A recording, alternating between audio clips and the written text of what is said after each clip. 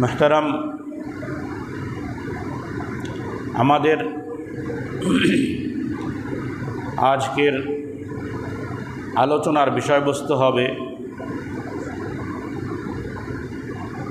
ইসলামের দৃষ্টিকোণ থেকে পোশাকের ভূমিকা। আমরা যে পোশাক পরিধেয় বস্ত্র ব্যবহার করে থাকি, ইসলামী দৃষ্টিকোণ থেকে এই পরিধেয় বস্ত্রর হুকুম কি, পোশাকের হুকুম কি, এর ভূমিকা কি। পোশাক এটা আল্লাহর পক্ষ থেকে আসা একটা নেয়ামত। আল্লাহ তাআলা আদম আলাইহিস সালাতু ওয়াস সালাম এবং আম্মাজান হাওয়া আলাইহিস সালাতু ওয়াস সালাম এই দুজনকে যখন দুনিয়াতে পাঠাইছেন, সাথে তাদের পোশাকও দিয়ে দিয়েছেন।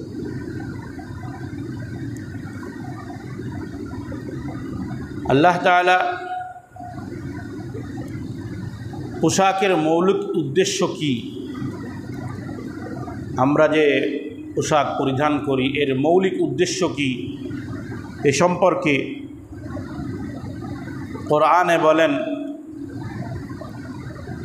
ইয়া বনি আদম কদ আনজালনা আলাইকুম লিবাসান ইউআরি সাওআতিকুম ওয়া রিশা। হে বনি আদম, কদ আনজালনা আলাইকুম লিবাসা, আমি তোমাদের উপরে অবতীর্ণ করেছি পোশাক। এখান থেকে বুঝে আসে পোশাক এটা কার পক্ষ থেকে আসা? আল্লাহর পক্ষ থেকে আসে। আমি আপনি যে পোশাকটা ব্যবহার করি, অন্য অন্য জন্তু জানোয়ার এরা কোনো পোশাক ব্যবহার করেনি। তারা উলঙ্গ থাকে এবং সৃষ্টিগতভাবে এটাই তাদের বিধান। কিন্তু আল্লাহ তাআলা মানুষের জন্য, বনি আদমের জন্য পোশাক অবতীর্ণ করলেন। তা কেন? দুইটা কারণ। এক নাম্বার, ইউয়ারি সাওআতিকুম, যেই পোশাক তোমাদের লজ্জাস্থানকে আবৃত করবে, প্রাইভেট অংশকে আবৃত রাখবে।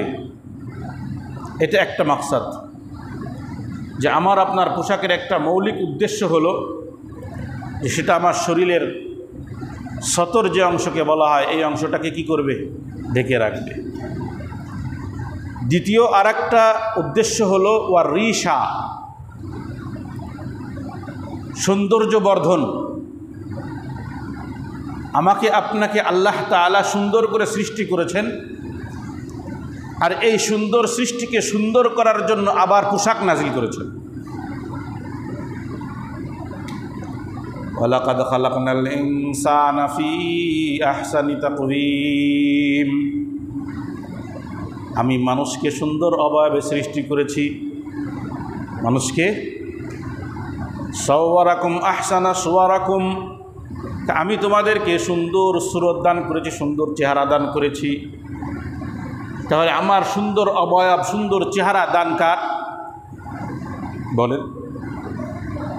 আল্লাহর দেওয়া সুন্দর অবয়ব, আল্লাহর দেওয়া সুন্দর চেহারার সৌন্দর্যকে বৃদ্ধি করার জন্য, এই সৌন্দর্যকে ধরে রাখার জন্য আল্লাহ তাআলা আরও একটা জিনিস আমাদেরকে দিলেন। সেই জিনিসটার নাম হলো পোশাক। তাহলে পোশাকের মৌলিক মাকসাদ হলো কয়টা? দুইটা, লজ্জা আবরণ আর আরেকটা হলো সৌন্দর্য। তাহলে পোশাক আমি পরলাম, খুব খেয়াল করতে হবে। আজকে আমি খুব গুরুত্বপূর্ণ বিষয়ে কথা বলতেছি। অনেকের ইসলামিক পোশাকের ব্যাপারে অনেক প্রশ্ন, অনেক ইশকাল, আর অনেকে মনে করে ইসলাম পোশাকের কোনো দিক নির্দেশনা দেয় নাই, শরীর ঢাকলেই হয়েছে। অনেকে এই কথা বলে, পোশাক শরীর ঢাকলেই হয়েছে, আমার শরীর না দেখা গেলেই হয়েছে, এটাই তো পোশাক। কিন্তু পোশাকের ব্যাপারে ইসলাম পূর্ণাঙ্গ বিধান দিছে। তো এই জন্য একজন পোশাক পরল, তার প্রাইভেট অংশগুলো আবৃত, বাকি শরীরের অন্য অন্য অংশ খোলা, তো ঠিক আছে, তোমার লজ্জা তো নিবারণ হলো, কিন্তু সৌন্দর্যের যে উদ্দেশ্য এটা হাসিল হইল না। ভালো করে বুঝে,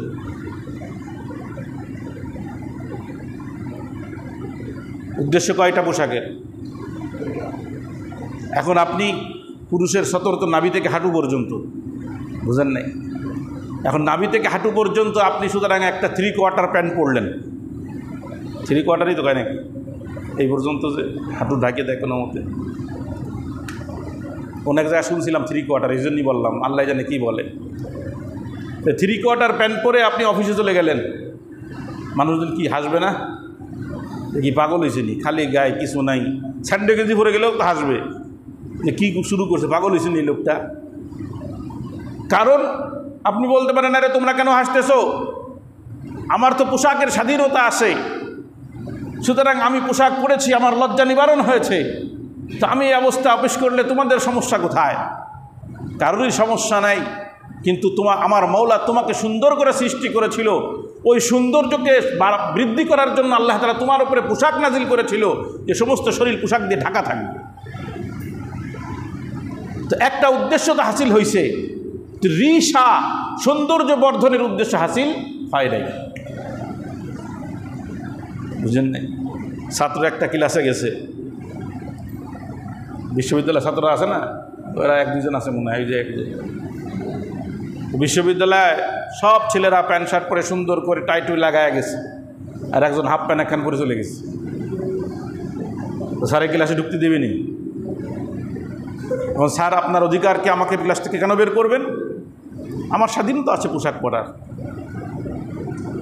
বলার সুযোগ আছে তো। বাংলাদেশের বর্তমান যা ঘটতেছে তাতে বলার অধিকার আছে, বাংলাদেশে বর্তমান যা ঘটতেছে তাতে বলার অধিকার কিন্তু আছে, যে আমি হাফ প্যান্ট পরে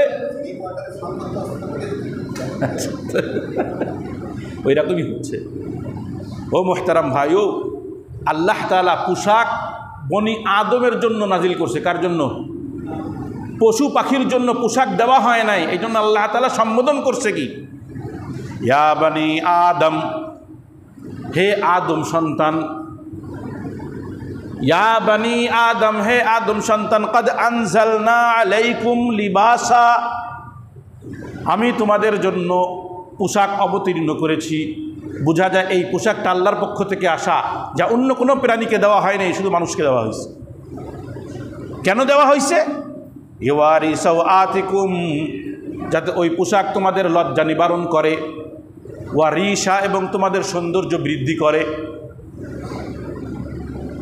এই দুইটা মাকসাদই পোশাকের ক্ষেত্রে থাকতে হবে, যার কারণে পরিষ্কার পরিচ্ছন্নতা ঈমানের অংশ না। আর নাযাফাতু মিনাল ঈমান, হাদিসের ভিতরে আসছে, একজন পুরা শরীর কাপড় দিয়ে ঢাকা, খুব সুন্দর কাপড় পরছে, কিন্তু পরছে তো পরছে, ওই যে 3 বছর আগে গায়ে দিছে, এরপরে আর পানি লাগায়নি। বানানোর পরে যে গায়ে দিছে, নতুন জামা ধোয়া যায়, এই জন্য আর কখনো পানি লাগাই নাই।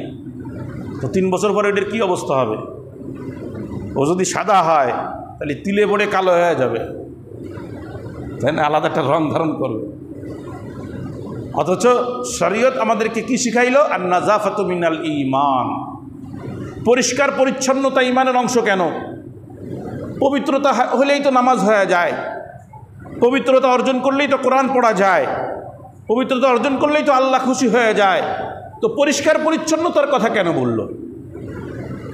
কারণ ওই একটাই কারণ, আমি মানুষটাকে সুন্দর করে সৃষ্টি করলাম, এখন যত দিক থেকে সুন্দর হওয়া যায়, এই সুন্দরের সমস্ত দিক আল্লাহ তাআলা আমাদেরকে দিয়ে দিয়েছে। একবার রাসূল করিম সাল্লাল্লাহু আলাইহি ওয়াসাল্লাম দেখে এক সাহাবী সামনে দিয়ে গেছে, উস্কো খুস্কো চুলগুলো কি চিরুনি লাগায় না, আছে না কিছু যুবক দেখেন না, আজকাল চিরুনি না করাও একটা স্টাইল, আয় হায়, আসেনি এমন?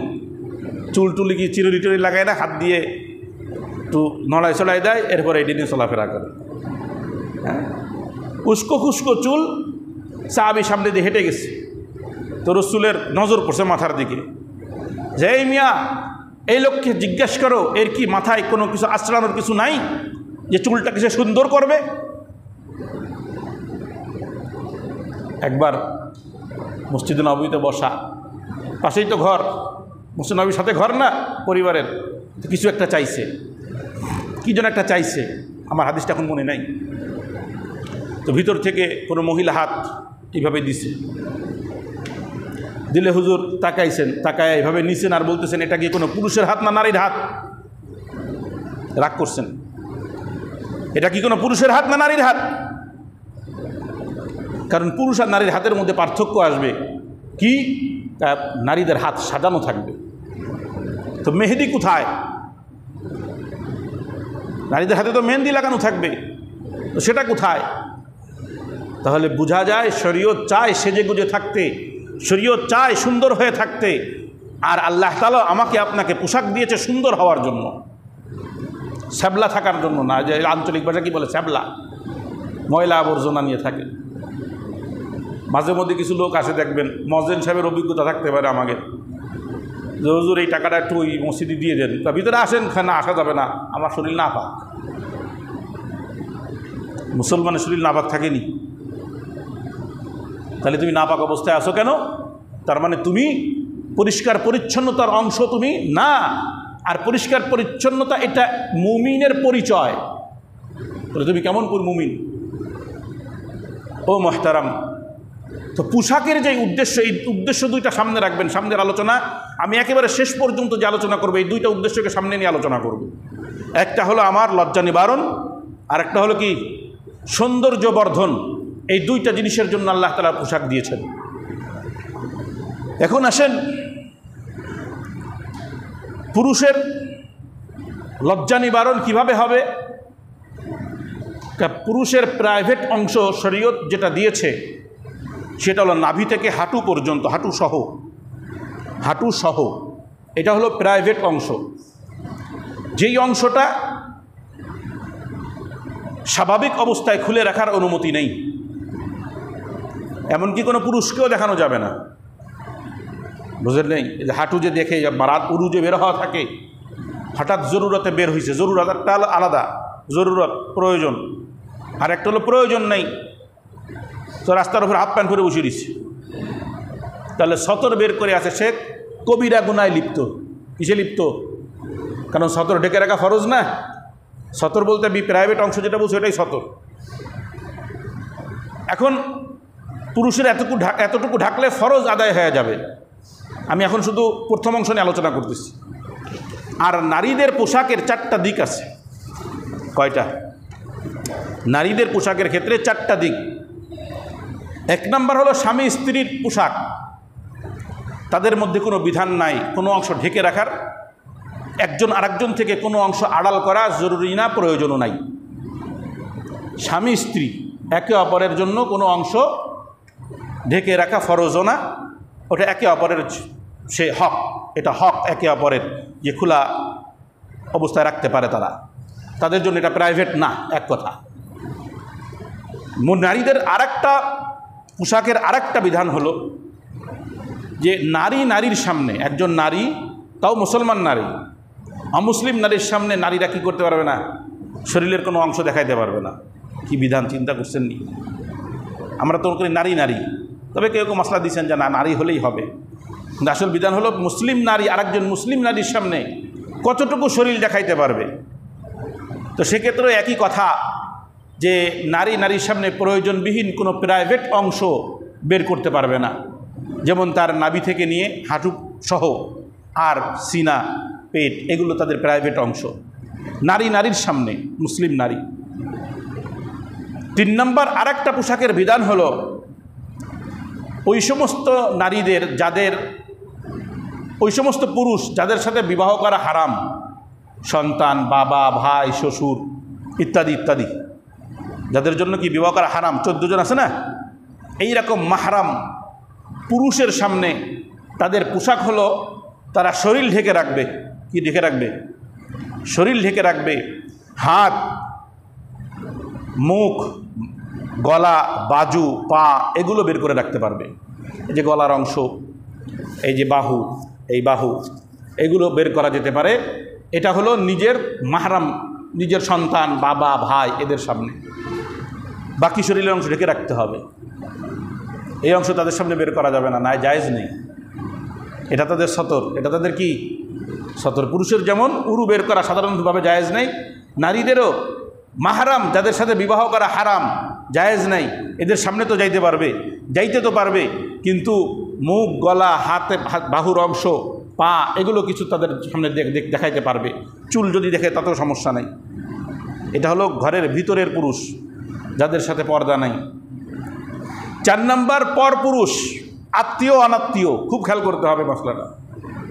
আত্মীয় অনাত্মীয় পরপুরুষ। পরপুরুষ বলতে যাদের সাথে কোনো না কোনোভাবে বিবাহ বৈধ। কোনো না কোনোভাবে কেন বললাম? আমার স্ত্রী, সে এখন আমার বিবাহে থাকা অবস্থায় আমার ভাইকে কিন্তু বিবাহ করতে পারবে না, পারবে নি? আমার বিবাহে থাকা অবস্থায় স্ত্রীরা তো একজন আরেকজনকে নিতেই পারবে না, কিন্তু আমার থেকে ছাড়াছাড়ি হয়ে গেলে কিন্তু আমার ভাই হোক অন্য কেউ বিবাহ করতে পারবে নি? তো কোনো না কোনো শুরুতে যেই নারীরা কোনো পুরুষকে বিবাহ করতে পারবে, এটাকেই পরপুরুষ বলে। সেটা আত্মীয়র মধ্যে থাকুক আর অনাত্মীয় হোক। এই রকম পুরুষের সামনে তাদের সমস্ত শরীর ঢেকে রাখতে হবে। ওই যে গলা, বাহু, পা, এগুলো বের করার সুযোগ নেই। খুব বুঝছেননি? তাহলে নারীর পোশাকের 4টা স্তর। এক হলো নারী পুরুষ, স্বামী স্ত্রীর মাঝে কোনো পোশাক নেই। পর্বে সৌন্দর্য বর্ধনের জন্য প্রয়োজন হলে কোনো সমস্যা নেই, তাদের পর্দা নেই। আর নারীর সামনে, মুসলিম নারীর সামনে প্রাইভেট অংশ ঢেকে বাকিরা দেখতে পারবে। আর মাহরাম পুরুষ যারা তার সামনে আসা যাওয়া করতে পারবে, এমন পুরুষের সামনে শরীর তো ঢেকে রাখতে হবে, বাকি গলা, বাহু, মুখ ইত্যাদি খোলা রাখতে পারবে, পা। আর 4 নম্বর হলো পরপুরুষের সামনে সমস্ত শরীর ঢাকতে হবে, এমনকি পাও ঢাকতে হবে, গলাও ঢাকতে হবে, বাহুও ঢাকতে হবে। চেহারার অংশ কি, এটা নিয়ে ফুকায়ে কেরাম, আইনশাস্ত্রবিদদের মধ্যে মতবিরোধ আছে যে মুখ ঢাকতে হবে কি হবে না। এখানে একটা মাসলা বুঝেন, চুল পরিপূর্ণরূপে পর্দার অন্তর্ভুক্ত। কোনো আলেম এ ব্যাপারে মতবিরোধ করে না যে মাথার চুল পর্দার বাহিরে। সুতরাং মুখের ব্যাপারে যে মতবিরোধটা আছে যে মুখ পর্দার অন্তর্ভুক্ত হবে কি হবে না, এইটা হলো এই যে মাথার যেখানে চুল ওঠে কপালে, এর নিচের অংশ থেকে শুরু, আর থুতনির ওপরের অংশ থেকে শুরু, এইদিকে কানের যেখানে জুলফির ওঠে, চুল ওঠে, এই যে জুলফির এই যে কুনাকলি, এইখান থেকে ভিতরের অংশ, এটা হলো চেহারা।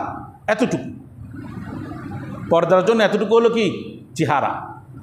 সুতরাং আপনি হেজাব পড়লেন, সামনের থেকে মাথার চুল বেরোয় আসে, আপনি হেজাব পড়লেন, এখান থেকে জুলফি অথবা চুলের কলি বেরোয় আসে, এটা পর্দার অংশ, পর্দার খেলাফ হবে।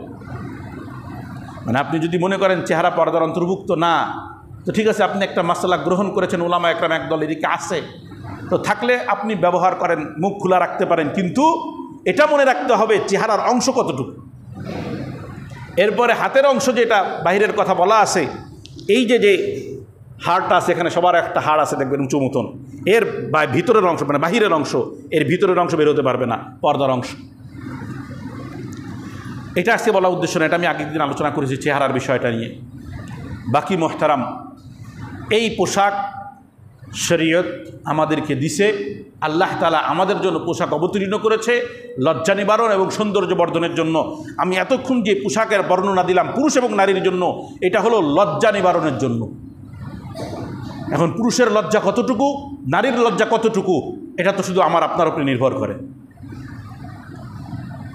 একবার আরশাদ মাদানী দামাত বারকাতুহুম, দারুল উলুম দেওবন্দের সদরুল মুদাররিস, রসুল করিম সাল্লাল্লাহু আলাইহি ওয়াসাল্লামের বংশধর, এখনও আসেন উনি, ওনার বড় ভাই ইন্তেকাল করছেন, উনি আসেন। আরশাদ মাদানী দামাত বারকাতুহুমকে সাংবাদিকরা জিজ্ঞাসা করছে যে নারীদের জন্য কতটুকু পর্দা করা ফরজ, আপনারা কতটুকু পরিমাণ তাদেরকে পর্দা করতে বলেন। তা উনি জবাবটা খুব সুন্দর দিছেন, কয় যেই নারীর যতটুকু লজ্জা তার জন্য ততটুকু পর্দা। কথাটা বুঝছেননি কি বলছে? উনি শরীয়তের বিধান বলে নাই, কিন্তু সাংবাদিকরা প্রশ্ন করে তো অন্য কারণে, কারণ ওই রকম একটা কথা যখন বলবে যে চেহারা বের করা যাবে না, এই করা যাবে না, সেই করা যাবে না। যেহেতু আরশাদ মাদানি যেহেতু কংগ্রেসের একটা বড় নেতা, উনি মুসলিম বাহিনীর জমিয়তের প্রধান সদর উনি, তো ওনার পক্ষ থেকে এরকম একটা কথা পাইলেই তো মনে করেন হলুদ মিডিয়া শুরু করবে আলোচনা, এই দেখো মহিলাদের এই করে সেই করে। কিন্তু জবাবটা দিছেন কি সুন্দর, বলছে আমরা বলি ওই নারীর জন্য অতটুকুই পর্দা যার যতটুকু লজ্জা। এখন তোমার লজ্জা যতটুকু, তোমার পর্দা ততটুকু। এখন তোমার লজ্জা যদি ঘাড় পর্যন্ত থাকে তো বাকিটু খুলে রাখো, তোমার লজ্জা যদি বুক পর্যন্ত থাকে তো বাকিটু খুলে রাখো। যার যতটুকু লজ্জা তার ততটুকু পর্দা। কথাটা খুব সুন্দর লাগছে আমার কাছে। আসলে বড়দের থেকে অনেক কিছু শেখার আছে মুহতারাম ভাইও। তো এই পোশাকটা পেয়েছি, আল্লাহ তাআলা পোশাকের ক্ষেত্রে বলতেছেন লিবাসুত তাকওয়া যালিকা খায়র, তাকওয়ার পোশাক হলো সর্বোত্তম, তাকওয়ার পোশাক। এখন এইটা নিয়ে ওই যে যারা কুষ্টিয়ায় যেন কারা লালন গাঞ্জা খায় যেগুলো, এরা কয় মনের পর্দা বড় পর্দা, কয় না? কয় ল্যাংটাও আর যা হওয়া কোনো সমস্যা নাই, মনের পর্দা হলো কি বড় পর্দা। কানে পাইছো আল্লাহ কইছে না তাকওয়ার পোশাকটাই আসল পোশাক। নাউজুবিল্লাহ, তাকওয়ার পোশাকটাই কি আসল পোশাক। তো তাকওয়া কি সেটা তো আগে বোঝো। আল্লাহ তো মনের পোশাক কয় নাই, কিসের পোশাক কইছে? তাকওয়ার পোশাক। এখানে এসে এই কথাটা বুঝেন, আল্লাহ পোশাক নাজিল করলো দুইটা কারণে, তোমার লজ্জা নিবারণ করো, সৌন্দর্য বৃদ্ধি করো। তাকওয়ার পোশাক সর্বোত্তম। তাকওয়ার পোশাক কতটুকু? এই যে আরশাদ মাদানী সাহেব যেটা বললেন, লজ্জা যতটুকু পোশাক ততটুকু। এখন তোমার মধ্যে যদি আল্লাহর ভয় থাকে তখন তুমি চেহারাটাও বের করতে চাইবা না, তোমার মধ্যে যদি আল্লাহর ভয় থাকে চোখটাও বের করতে চাইবা না। কথাটা বুঝছেন ও মুহতারাম? এই জন্য আল্লাহ তাআলা রাসূল কারীম সাল্লাল্লাহু আলাইহি সাল্লামকে বলতেছেন, বলুন মুমিনদেরকে এবং মুমিনা নারীদেরকে বলে দিন ইয়াগুযু মিন আবসারিহিম ওয়া ইয়াহফাযু ফুরুজাহুম, যে তারা যেন তাদের চক্ষু হেফাজত করে, চোখটাকে নামায় রাখে, নিচে নামায় রাখে। ওয়া ইয়াহফাযু ফুরুজাহুম, এবং তাদের লজ্জাস্থানের হেফাজত করে। চোখের সাথে লজ্জাস্থানের কি? চোখের সাথে লজ্জাস্থানের সম্পর্কটা কোথায়? কারণ লজ্জাস্থানের খেয়ানত তখনই শুরু হয় যখন চোখের খেয়ানত শুরু হয়। বুঝেন নাই? সর্বপ্রথম অশ্লীলতা শুরু হয় চোখ দিয়ে। যখন নজরে পড়ে তখনই দিলের ভিতরে অশ্লীলতা জেগে ওঠে। আর যার শেষ পরিণতি হলো জেনা, চূড়ান্ত পরিণতি হলো জেনা। এই জন্য আল্লাহ তাআলা প্রথমেই বললেন কুল্লিল মুমিনিনা ইয়াগুদ্দু মিন আবসারিহিম, আপনি মুমিনদেরকে বলে দেন যেন তারা চক্ষু অবনত রাখে। ওয়া ইয়াহফাযু ফুরুজাহুম, এবং তাদের লজ্জাস্থানের হেফাজত করে। যালিকা আযকা লাহুম, এটা তাদের জন্য অধিক পবিত্রদায়ক। তো দিলকে যদি পবিত্র রাখতে হয়, অশ্লীলতা থেকে নিজেকে বাঁচাইতে হয়, আগে চোখের হেফাজত করো। চক্ষুর যদি হেফাজত হয়ে যায় তো দিল পরিষ্কার হয়ে যাবে। অশ্লীলতার প্রথম ধাপ আল্লাহ তাআলা বলে দিলেন। এরপরে না মহিলাদেরকে আবার বলতেছেন আকুল্লিল মুমিনাতি ইয়াগুযুদনা মিন আবসারিহিন্না ওয়া ইয়াহফাযনা ফুরুজাহুন্না, নারীদেরকেও বলে দেন, মুমিনা নারীদেরকে, তারা যেন চক্ষু অবনত রাখে, তাদের লজ্জা স্থানের হেফাজত করে। পুরুষদেরকে এতটুকু বলে কিন্তু ছেড়ে দিছে, আর বলে নাই। কেন? কারণ পুরুষের সৌন্দর্য থেকে নারীর সৌন্দর্য বেশি। বুঝছেননি? পুরুষের সৌন্দর্য থেকে নারীর সৌন্দর্য বেশি। আল্লাহ তাআলা নারীদেরকে বানাইছেনই এমনভাবে। আদম আলাইহিসসালাতু ওয়াসসালাম যখন ঘুম থেকে উঠে আম্মাজানকে পাশে দেখলো, বলছিলাম না একদিন, যখন ঘুম থেকে উঠছে আম্মাজান তৈরি হয়ে গেছে, পাশে শোয়ায় রাখছে। তা আব্বাজান উঠছেন, উঠে পার্শ্বে তাকায় দেখেন আম্মাজান শোয়া। উঠে কিন্তু জিজ্ঞাসা করে নাই জানলে এটা কিরা, কনতে আনলে? হাত বাড়াইছে। কি করছে? হাত বাড়াই দিচ্ছে। এইভাবে হাত বাড়াইলে আল্লাহ কয় এই মিয়া থামো, ওই জায়গায় হাত দিতে হলে মোহর লাগবে। মোহর কি লাগবে?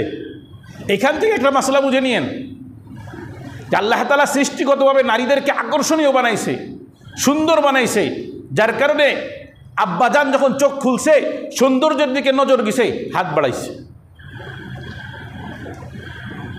এখন আল্লাহ তাআলা বলেন, হ্যাঁ আদম তোমার থেকে তাকে সুন্দর বানাইছি, এই জন্য তোমার বিধান অল্পতেই শেষ করে দিলাম যে ইয়াগুযু আবসারহুম, তোমরা তোমাদের চক্ষুকে অবনত রাখো, ওয়া ইহফাযু ফুরুজাহুম, লজ্জাস্থানের হেফাজত করো। মাসলা তোমার শেষ। আর আম্মা জানের ক্ষেত্রে যখন মাসলা বলা শুরু করছে তখন মাসলা কি বলতেছে? ইয়াগুযুনা মিন আবসারিহিন্না ওয়া ইহফাযনা ফুরুজাহুন্না ওয়ালা ইউবদিনা যিনাতাহুন্না, বেড়ে গেছে। তারা যেন তাদের সৌন্দর্য প্রকাশ না করে। তাহলে বোঝা গেল চোখের হেফাজত করার পরেও, লজ্জাস্থানের হেফাজত করার পরেও নারীদের আরও কিছু বিধান এসে গেছে, তাদের সৌন্দর্য প্রকাশ করা যাবে না। তাদের শরীরের এমন কিছু অংশ আছে যেগুলো সুন্দর, এই সুন্দর অংশটা প্রকাশ করা যাবে না, ইল্লা মা যাহারা মিনহা, হ্যাঁ তবে যেটা স্বাভাবিকভাবে বাইরে থাকে। ওই এখানে হুকুম, ওইখানেই উলামা একরাম, ওই যে বলছিলাম মতবিরোধ হয়েছে চেহারার ক্ষেত্রে, যে কেউ বলছেন এখানে চেহারা উদ্দেশ্য, চেহারা সাধারণত বের করে থাকতে হবে মানুষের সাথে কথা বলার জন্য প্রয়োজনে, এই জন্য চেহারা খোলা রাখতে হবে, একদল বলেন এই আয়াতের প্রেক্ষিতে। আরেক দল এখানে এটা উদ্দেশ্য নয়, এবং এটা উদ্দেশ্য হলো পোশাকই তো একটা সুন্দর। ওই যে রিসা, পোশাকের দ্বিতীয় মাকসাদ কি? সৌন্দর্য বর্ধন উদ্দেশ্য। তা পোশাকই তো একটা সুন্দর, এই পোশাক বের হয়ে থাকবে, এই পোশাককে আড়াল করার প্রয়োজন নেই। তারা বলে চেহারা পর্দার অংশ। এরপরে এই শেষ আমি যে অংশটা মূল বলার জন্য এই আয়াতটা পড়লাম, ওয়ালিয়াযরিবনা বিখুমুরিহিন্না আলা জুয়ুবিহিন্না, ওয়ালিয়াযরিবনা বিখুমুরিহিন্না আলা জুয়ুবিহিন্না, এবং তারা যেন তাদের ওড়নাকে তাদের বক্ষের উপরে টেনে দেয়, বক্ষের উপরে টেনে দেয়। এইখানে কথাটা বুঝেন, এই যে পোশাকের বর্ণনার কথা বলছিলাম না, এই জন্য এই আয়াতটা পড়ছি।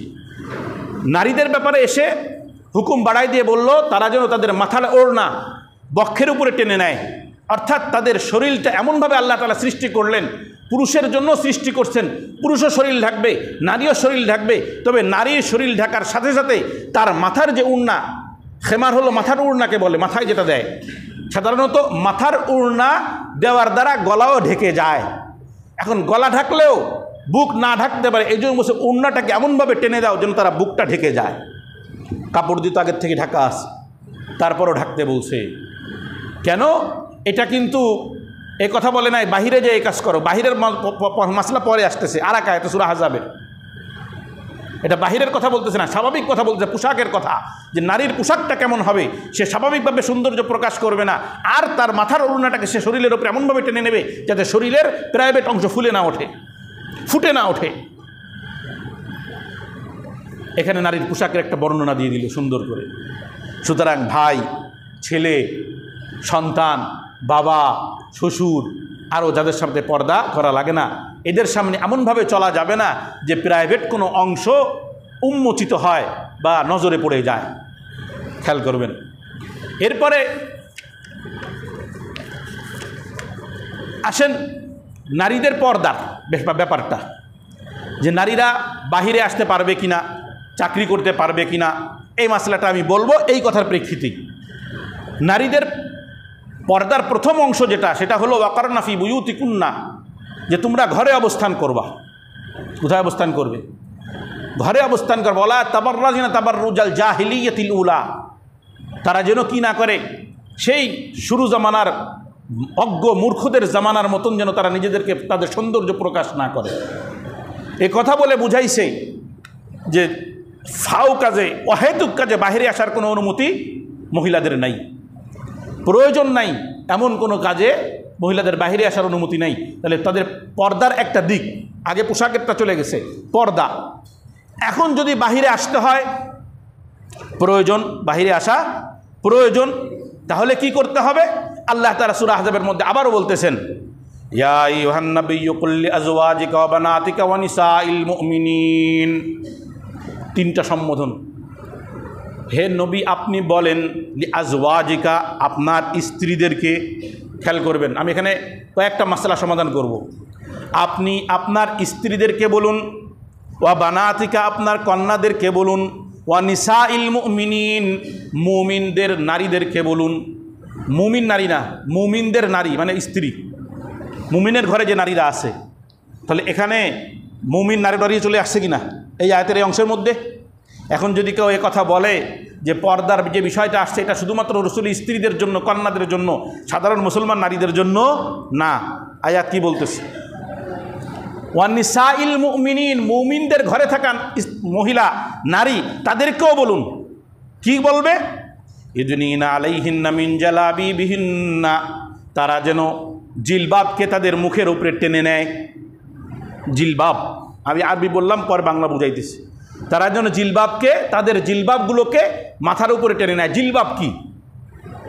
আরবে নারীরা, সম্ভ্রান্ত নারীরা, আরবের সিস্টেম ছিল আগে, সিস্টেমটা বুঝেন।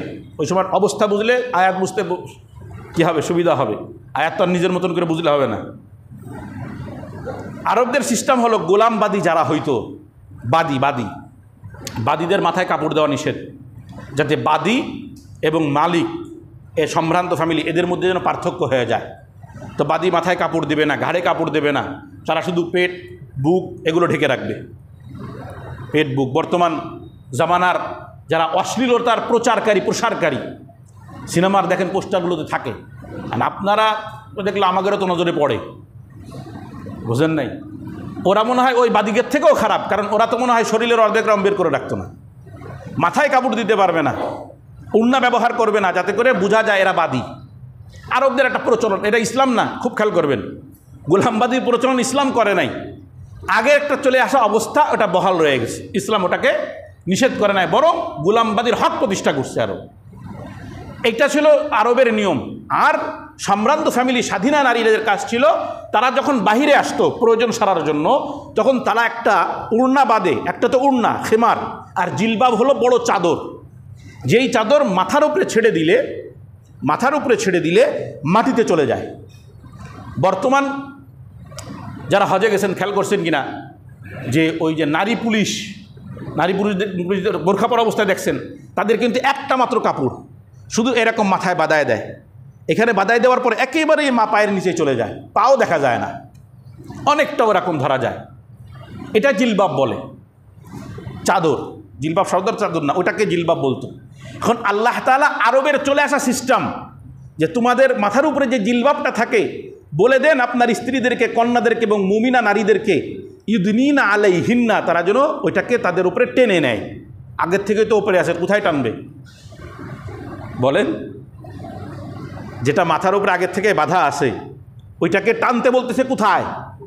চেহারার উপরে। এই যে পর্দার আয়াত, এই যে পর্দার আয়াতটা আসলো কেন? কি দরকার ছিল ঢাকার? এই পর্দার বিধানটা কেন দিল? পর্দা পোশাকের একটা অংশ, এই জন্য আমি পর্দার আলোচনায় আসছি। পর্দার বিধান দেওয়ার ফজিলতটা কোথায়? আল্লাহ তাআলা এই পর্দার বিধানটা কেন দিলেন ওটাও বলতেছেন, যালিকা আদনা আইয়ুরাফনা, যালিকা আদনা আইয়ুরাফনা, সহজ হবে তাদেরকে চিনতে, সহজ হবে তাদেরকে চিনতে। কি জন্য চিনতে হবে? আমরা চিনি না। আরে বোরখা পড়লে তো চিনা যায় না। আরও মাঝে মধ্যে ভিড়ের মধ্যে শুধু মহিলা যদি সব বোরখা পরা থাকে, তো নিজের পরিবারেও চেনা যায় না, বুঝেন নাই? তো আল্লাহ বলতেছেন কি, বোরখা পড়লে আরও চিনতে সহজ হয়। এ চিনা কোন চিনা? এই কথা এটা খুব ভালো করে বুঝেন। জিলবাব পরে যদি কেউ মুখ ঢেকে ফেলে তো চিনাই তো যায় না। তাহলে আল্লাহ বলতেছেন যালিকা আদনা আইয়ুরাফনা, এটা চিনতে তাদের আরও ভালো সহজ হবে। কি চিনতে হবে? যে সে একটা সম্ভ্রান্ত ঘরের মেয়ে, সে স্বাধীনা ঘরের মেয়ে, মুসলিম ঘরের মেয়ে, মুমিন ঘরের মেয়ে, এটা চিনতে সহজ হবে। ফলে ফালা ইউযাইন, তাকে উত্তক্ত করা হবে না। ফজিলত বলছেন পর্দার আয়াত কেন দিছে আল্লাহ? এই যে পর্দা কেন দিলাম, যে যাতে চিনতে সহজ হয় তুমি মুমিন, যাতে চিনতে সহজ হয় তুমি মুসলিম নারী, তুমি চিনতে সহজ হয় তুমি সম্ভ্রান্ত ঘরের মেয়ে, ফলে তোমাকে কেউ উত্তক্ত করবে না। আর উলঙ্গ বেহায়াপনার সুরত যদি গ্রহণ করো, যত বড় মুসলমানের ঘরে, সম্ভ্রান্ত ঘরের পরিচয় দাও না কেন, ওই বখাটেরা বুঝবে এটা নিচু শ্রেণীর ঘরের মেয়ে, একটা বখাটে বাপের মেয়ে, বখাটে স্বামীর স্ত্রী, সুতরাং তাকে ইফটিজিং করবে, তার সাথে অহেতুক ফালতু কথা বলবে, এমনকি ধর্ষণের শিকারও হতে পারে। কথাটা বুঝছেন নি? তো পোশাক তো আমার সৌন্দর্য বর্ধনের জন্য। তো পোশাক খুলে কিসের সৌন্দর্য? পোশাক খুলে কিসের সৌন্দর্য? আজকাল পাশ্চাত্য সভ্যতা এমনভাবে আমাদেরকে গ্রাস করছে যে উলঙ্গ বেহায়াপনাটাকেই আমরা সৌন্দর্য হিসেবে মেনে নিতেছি। কেন জানেননি? এর কারণ কি? আদম আলাইহিস সালাম এবং আম্মা জান হাওয়াকে যখন জান্নাত থেকে বের করতে চাইছে, তো জান্নাত থেকে বের করলেই তো হইতো, কিন্তু উলঙ্গ করার কি দরকার ছিল শয়তানের? 2 সপ্তাহ আগেই বলতেছিলাম এই কথাটা। যখন আল্লাহ বললেন যাও জান্নাতে চলে যাও, স্বামী স্ত্রী দুজনে জান্নাতে থাকো, ওয়াকুলা ফাকুলা মিন হাইতু শিতুমা, এবং যা মন চাই খাও, ওয়ালা তাকরাবা হাযিহিশ শাজারা, খবরদার এই গাছের কাছে আইসো না, গাছের কাছে আসবে না, এই বিষাক্ত গাছ। ফাতাকুনা মিনাজ জালিমিন, এই গাছের কাছে যদি আসো তো জালেম হয়ে যাবা, গুনাহগার হয়ে যাবা। ধুমকি লাগাই দিছে আল্লাহ, খবরদার, একটা বিধিনিষেধ দিয়ে দিছে, এই সীমার বাইরে যেও না। এখন বড় সাহেব আইসে বাপ আব্বা আম্মারে ধোকা দিতেছে, দেখেন কিভাবে। এই একই অবস্থা বর্তমান জামানায়। এই জন্য আমি এই আয়াতটা শুনাইতেছি। শয়তান কি করলো? ফাওয়াসওয়াসা লাহুমা শায়তানু লিইউবদিয়া লাহুমা মা উরিয়া আনহুমা মিন সাওআতিহিমা, শয়তান প্রবঞ্চনা দিল আব্বা আম্মাকে, লাহুমা দুইজনকে, আব্বা আম্মাকে প্রবঞ্চনা দিল কি? যাতে লিউবদিয়া লাহুমা মা উরিয়া আনহুমা মিন সাওআতিহিমা, যাতে করে যেই জিনিস তাদের লজ্জাকে ঢেকে রেখেছে ওটা যেন প্রকাশ করে দিতে পারে। যেই লজ্জাকে তার পোশাক ঢেকে রেখেছিল ওই লজ্জা যাতে প্রকাশ করে দিতে পারে, এটা ছিল শয়তানের উদ্দেশ্য। শুধু জান্নাত থেকে বের করলেই তো কাজ হবে না, বরং আদম হাওয়াকে এমনভাবে উলঙ্গ করে দিব। আর এই উলঙ্গ এই জন্য করবো কারণ ভবিষ্যতে তো সন্তানাদিকে উলঙ্গ করব। কারণ উলঙ্গ না করলে তো আর জিনা ব্যভিচারে ঢুকানো যাবে না। মানুষ গুনাহ করে মৌলিক 2টা কারণে। কয়টা কারণে? পেট পূজা আর যৌন পূজা। কি পূজা? পেট পূজা আর যৌন পূজা। সমস্ত গুনাহের উৎস 2 জায়গায়। দেখেন, খুঁজে দেখেন, হারাম খাওয়া বলেন আর হারাম কাজ বলেন, সব কিছুর মৌলিক ওইখানে 2টা। সব কিছুর নতিজা ওখানে এসে দাঁড়াবে, হয় হারাম খাবে নইলে হারাম করবে। তো এই জন্য ধোঁকা তো দিছে, ধোঁকা দিয়ে আবার সুফি সাজতেছে। সুফি বর্তমান জামানায় যারা আমার মা বোনদের পোশাকগুলো খুলে দিতে চায় স্বাধীনতার নাম দিয়ে, স্বাধীনতা না, যে স্বাধীন দেশে পোশাক পরার সম্পূর্ণ স্বাধীনতা তোমার আছে, এটাও ওই শয়তানের ধোকার মতন। দেখেন শয়তানে আব্বা আম্মারে ধোকা দিছে কিভাবে? ওয়াকালা মা নাহাকুমা রাব্বুকুমা, তোমাদের উভয়ের প্রতিপালক তোমাদেরকে নিষেধ করেছে আন হাযিহিশ শাজারা, এই গাছ থেকে, গাছের কাছে যাইতে নিষেধ করছে না? কেন নিষেধ করছে? ইল্লা আন তাকুনা মালাকাইন আও তাকুনা মিনাল খালিদিন, এই গাছের কাছে যদি তোমরা না যাও তাহলে তোমরা ফেরেশতায় পরিণত হবা। এই গাছ থেকে যদি তোমরা আহার করো তাহলে হয় ফেরেশতায় পরিণত হবা অথবা স্থায়ী জান্নাতি হয়ে যাবা। মানে আল্লাহ তাআলা তোমাদেরকে জান্নাতে রাখতে চায় না, এই জন্য তোমাদেরকে এই গাছের কাছে যেতে নিষেধ করছে। ধোকাটা দিছে।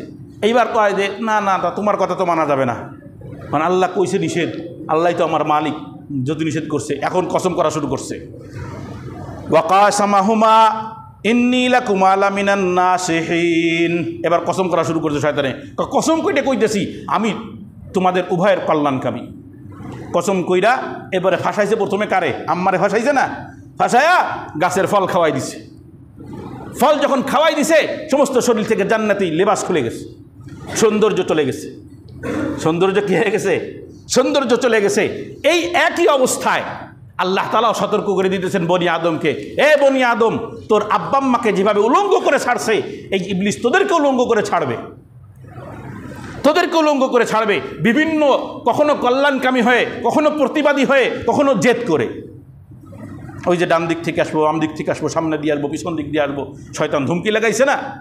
এখন আল্লাহ তাআলা বনি আদমকে ডাক দিয়ে বলতেছে, ইয়া বনি আদম লা ইয়াফতিনান্নাকুমুশ শায়তানু কামা আখরাজা আবওয়াইকুম মিনাল জান্নাহ, হে বনি আদম, আদম সন্তান সতর্ক হও, তোমাদেরকে শয়তান যেন ধোঁকায় না ফেলে, যেমন তোমাদের বাপ মাকে জান্নাত থেকে বের করে দিছে।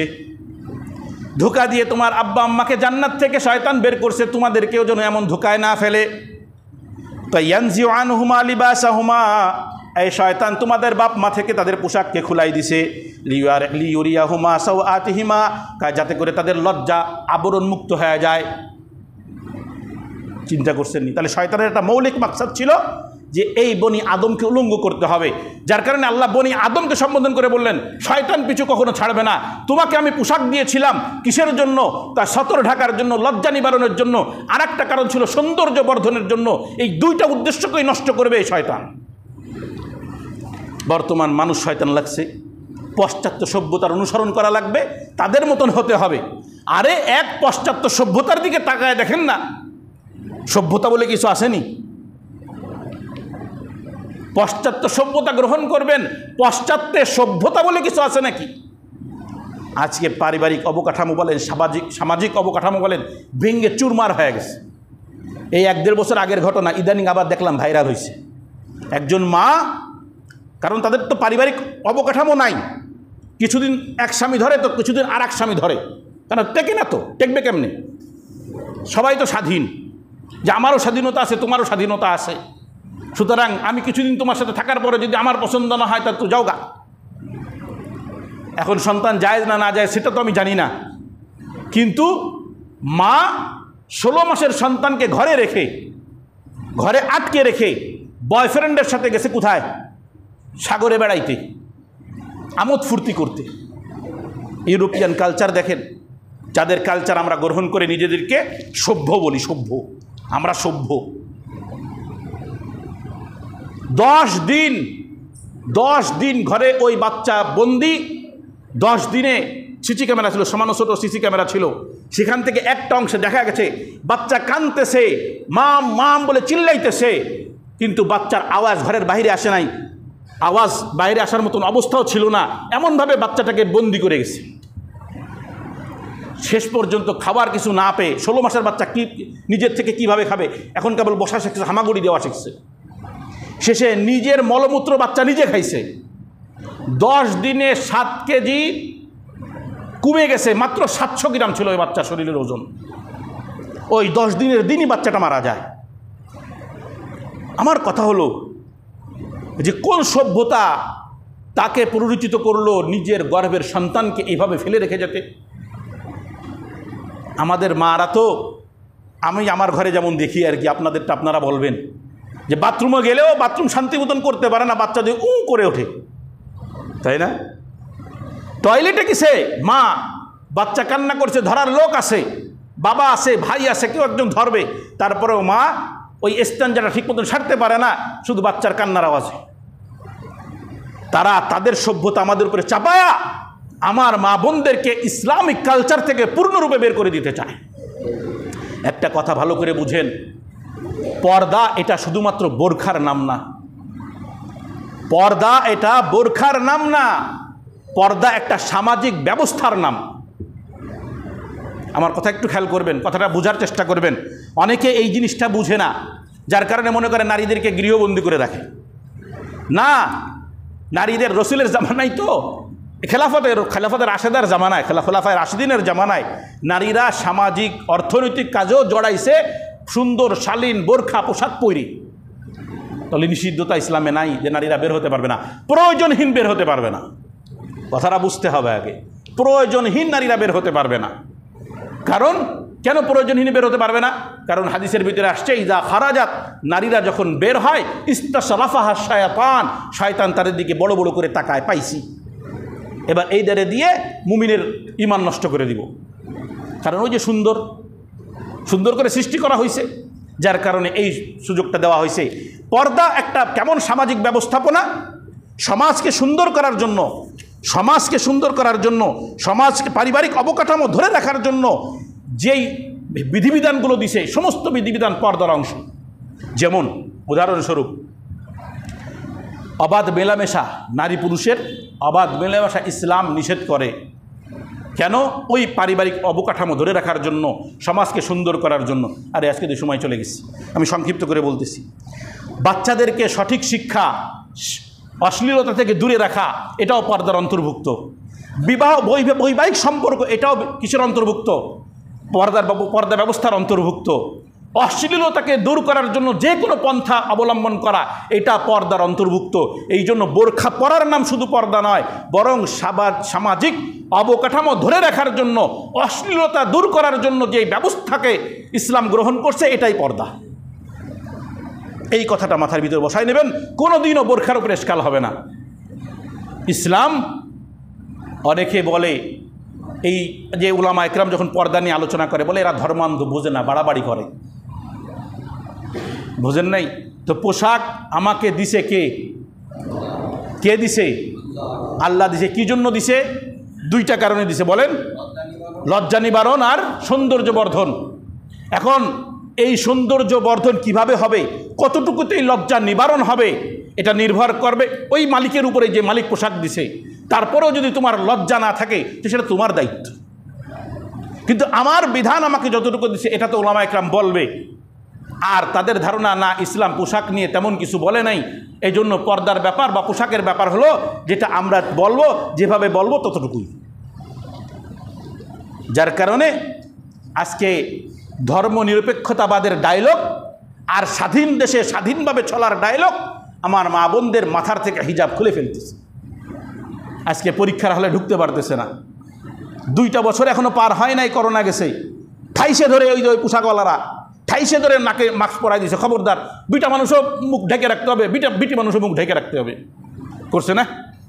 করোনার সময় ঠাইসে ঠাইসে মুখ ঢাকছেন, খবরদার মুখ বের করা যাবে না। আর 2টা বছর পার হতে পারে নাই, এখন মুখ আর ঢাকা যাবে না, বুক খুলো। ইদানিং সংবাদ শুনছেন না, চট্টগ্রাম চক্ষু হাসপাতালে বোরখাকে নিষিদ্ধ করা হয়েছে।